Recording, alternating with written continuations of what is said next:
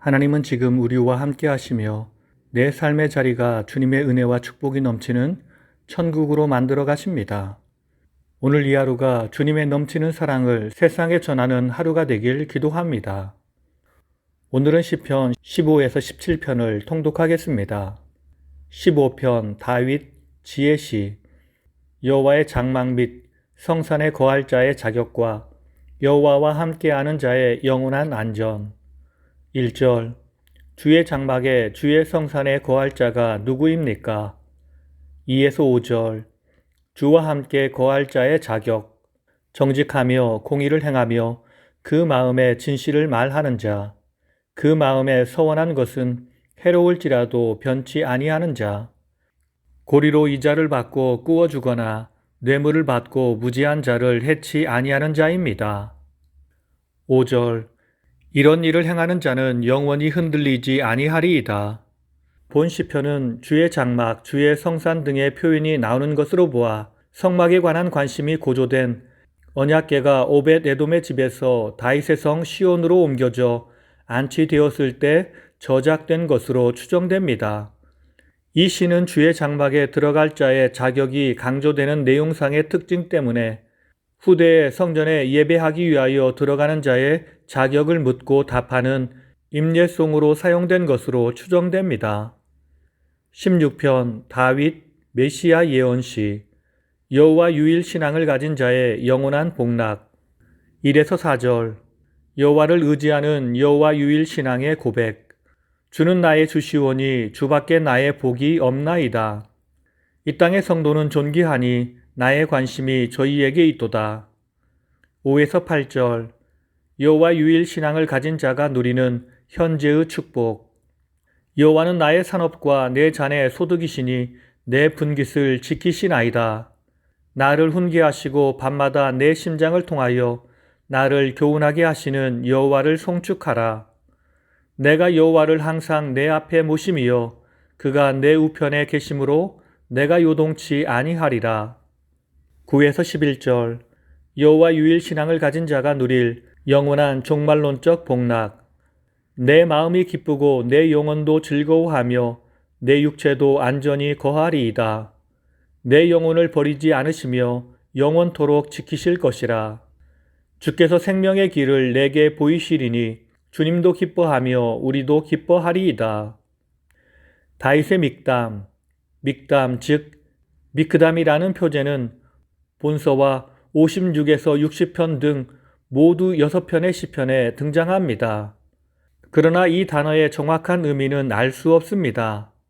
본서에서 다윗은 자신의 목숨을 노리는 포악한 들짐승과 같은 원수들의 위협 상황에서 자신의 목자이신 여호와 하나님께 샤메렌이라고 애절하게 부르짖었던 것입니다.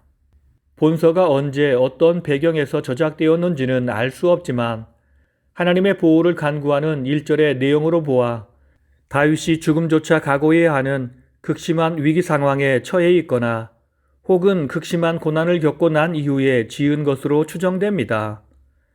어떤 사람은 그 배경을 사울 왕에게 쫓기는 상황과 연결 짓는 사람도 있습니다. 다만 이런 것들은 추정일 뿐입니다. 17편 다윗 비탄시.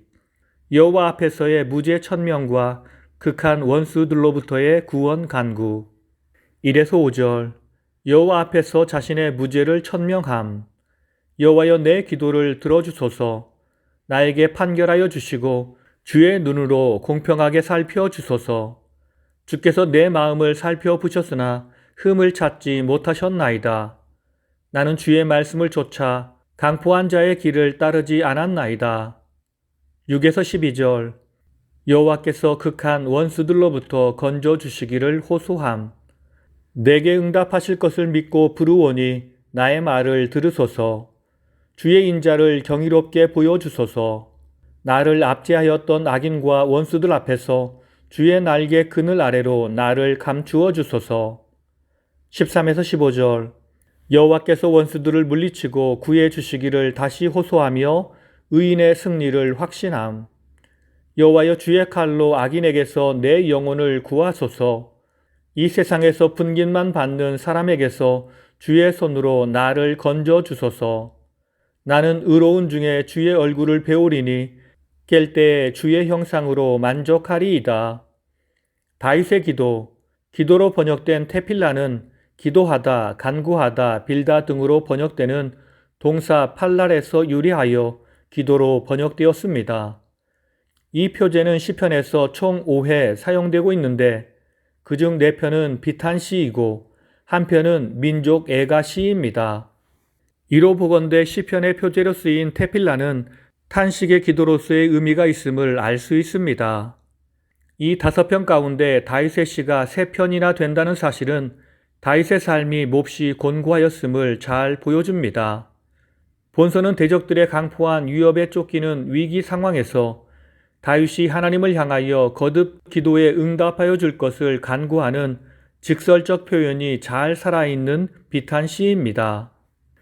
오늘 말씀을 통해 주시는 교훈은 첫째로 성도는 친절과 상냥함으로 다른 사람을 대하며 살아야 합니다. 15장 3절을 보면 성도가 대인 관계에서 삼가야 할 사항들이 나오고 있습니다. 곧 그의 혀로 남을 험담하는 것, 이웃에게 악을 행하는 것, 이웃을 비방하는 것입니다. 여기서 다른 사람을 험담한다는 것은 중상모략, 곧 있지도 않은 일을 꾸며 다른 사람을 비난하는 것, 악을 행하는 것은 온갖 나쁜 일로 괴롭게 하는 것을, 비방은 함부로 멸시하고 비난하는 것을 말합니다. 이 3가지는 악인들이 다른 사람을 대하는 행동 양식으로 악인들의 대표적인 특징입니다. 그러므로 성도들은 어떻게 해야 할까요? 당연히 이런 것들을 삼가해야 합니다. 그리고 반대로 친절과 상냥함으로 다른 사람을 대하며 살아야 합니다. 왜냐하면 우리는 그리스도의 편지이기 때문입니다. 우리는 세상 불신자들을 향해 하나님께서 그의 거룩한 성령으로 쓰신 살아있는 메시지라는 사실입니다. 그러므로 우리는 우리의 삶을 통해 하나님의 선함을 드러내며 살아야 합니다. 2번째, 존귀함은 인간의 기준이 아니라 하나님의 기준으로 이루어집니다. 16장 3절을 보면 다윗은 땅에 있는 성도들은 존귀한 자라고 노래하고 있습니다. 이것은 하나님께서 당신을 믿는 모든 사람을 향해 하시는 말씀이자 다윗의 신앙 고백입니다. 다윗은 인간이 보기에도 너무 비열하고 저질스러운 죄를 지었던 사람입니다. 그런데도 하나님은 그런 다윗을 받아주시고 사랑해 주셨습니다. 본절에 나오는 존귀한 자라는 말은 실제로 주를 믿는 성도들이 존귀하다는 표현이 아닙니다. 인간은 자신을 깨끗하고 정결하게 할 만한 능력이나 방법을 가지고 있지 않습니다. 그러나 하나님은 성도를 존귀하게 보고 계십니다. 이것이 중요합니다. 깨끗하지 않은데 깨끗하게 보시고 존귀하지 않은데 존귀하게 보신다는 것입니다. 이것은 다윗이 그의 신앙생활 가운데서 깨달은 많은 지혜 가운데 하나였습니다. 우리는 하나님 안에서 의인입니다. 의로운 행동을 해서 의인이 된 것이 아니라 오직 주의 은혜로 의롭다 여겨주시니 의인이 된 것입니다. 그러므로 우리는 그런 주님의 은혜와 사랑이 우리의 삶에 있음을 확신하며 하나님의 자녀답게 살아가야 하겠습니다. 오늘 이 하루 하나님이 나를 존귀한 자로 여기심을 알고 존귀한 자녀답게 살아가고 내가 만나는 모든 사람을 상냥하게 친절하게 대하여 그들에게 주의 사랑과 온전하심을 전해 내가 만난 모든 사람이 주께 돌아오는 놀라운 은혜의 역사가 나타나길 예수님의 이름으로 축원합니다. 다 함께 기도하시겠습니다.